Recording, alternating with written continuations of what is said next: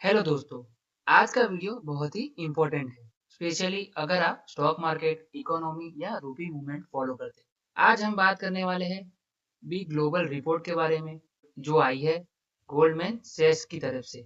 उन्होंने Indian rupees के future को लेकर एक स्ट्रॉन्ग वार्निंग दी है। क्या रुपीस 95 पर डॉलर तक गिर सकता है? क्या 100 रुपए का लेवल भी पॉसिबल है? और सबसे इम्पोर्टेंट, इसका इम्पैक्ट आपके इन्वेस्टमेंट, स्टॉक मार्केट और डेली लाइफ पर क्या होगा? तो वीडियो को एंड तक जरूर देखिएगा। सबसे पहले समझते हैं करंट सिचुएशन। अभी इंडियन रूपी ट्रेड कर रहा है अप्रोक्स 93 से 94 पर डॉलर के आसपास, जो कि नियर ऑल टाइम लो के लेवल से। लास्ट एक साल में रुपीज ने अप्रोक्स 7 से 8% डेप्रिसिएशन दिखाया है। अब क्वेश्चन आता है, ये गिरावट क्यों हो रही है? सबसे बड़ा रीजन है क्रूड ऑयल प्राइसेस। इंडिया अपना ऑलमोस्ट 85% ऑयल इंपोर्ट करता है। जब ऑयल प्राइस महंगा होता है तो हमें ज्यादा डॉलर चाहिए होते हैं, और जब डॉलर की डिमांड बढ़ती है तो रुपीस वीक होता है। दूसरा रीजन है एफआईआईस। जब वो इंडिया से पैसा निकालते हैं, रुपीस पर प्रेशर आता है। तो ओवरऑल ट्रेंड क्लियर है, रुपी एक डाउनवर्ड प्रेशर में है। अब बात करते हैं लेटेस्ट डेवलपमेंट की। रिसेंट वीक्स में ग्लोबल लेवल पर टेंशन बढ़ रही है, स्पेशली मिडल ईस्ट रीजन में। इसका डायरेक्ट इम्पैक्ट पड़ता है ऑयल प्राइस पर।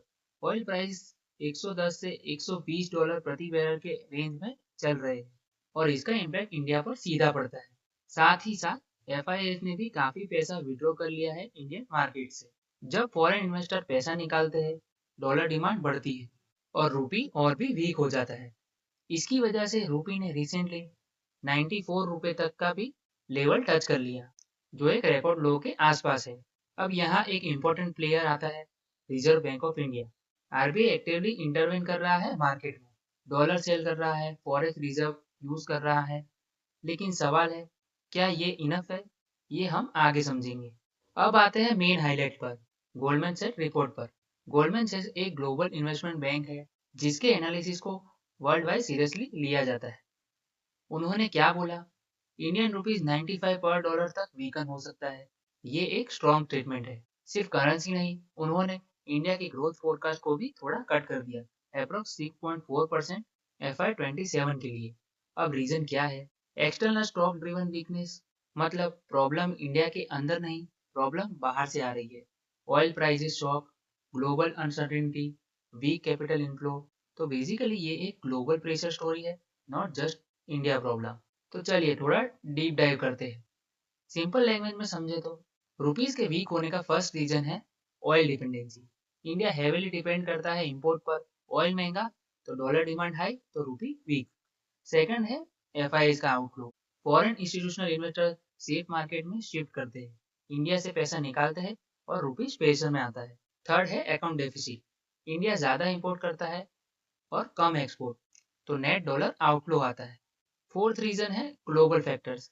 कभी यूएस इंटरेस्ट रेट हाई होते हैं, कभी जियोपॉलिटिकल टेंशन।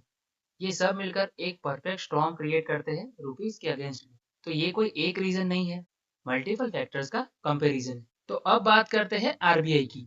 आरबीआई क्या कर रहा है? मार्केट में डॉलर सेल कर रहा है, फॉरेक्स रिजर्व यूज कर रहा है और लिक्विडिटी मैनेज कर रहा है। इससे क्या होता है? शॉर्ट टर्म में रुपी स्टेबल हो सकता है, लेकिन रियलिटी क्या है? RBI global oil prices control नहीं कर सकता। आरबीआई एफआईआई फ्लोज को कंट्रोल भी नहीं कर सकता। मतलब आरबीआई सिर्फ डैमेज कंट्रोल कर सकता है, ट्रेंड चेंज नहीं कर सकता। ये एक इम्पोर्टेंट पॉइंट है जो इन्वेस्टर को समझना चाहिए। अब सबसे इम्पोर्टेंट, फ्यूचर क्या हो सकता है? बेयर केस गोल्डमैन सेज 95 पर डॉलर पॉसिबल है। एक्सट्रीम सिनारियो में अगर ऑयल प्राइसेस हाई रहे तो 100 रुपए प्रति डॉलर भी जा सकता है। और बुल केस में अगर इंडिया ग्रोथ स्ट्रॉन्ग रही तो 6.5 से 7% की इकोनॉमिक ग्रो आ सकती है और एफआई इनफ्लो वापस आ सकता है, तो रुपये स्टेबलाइज हो सकता है। तो ओवरऑल कंक्लूजन क्या है? शॉर्ट टर्म में वॉलिटिलिटी हाई रहेगी, डायरेक्शन अनसर्टन है और ग्लोबल फैक्टर डोमिनेट करेंगे, इसलिए इन्वेस्टर को अलर्ट रहना होगा। तो चलिए फाइनल वर्डिक्ट समझ लेते हैं। शॉर्ट टर्म में रुपीस वीक रहेगा, वॉलिटिलिटी हाई रहेगी। लॉन्ग टर्म में इंडिया की फंडामेंटल स्टोरी स्ट्रॉन्ग है और ग्रोथ स्टोरी भी इंटैक्ट। तो पैनिक की जरूरत नहीं है, लेकिन कॉशन जरूरी है।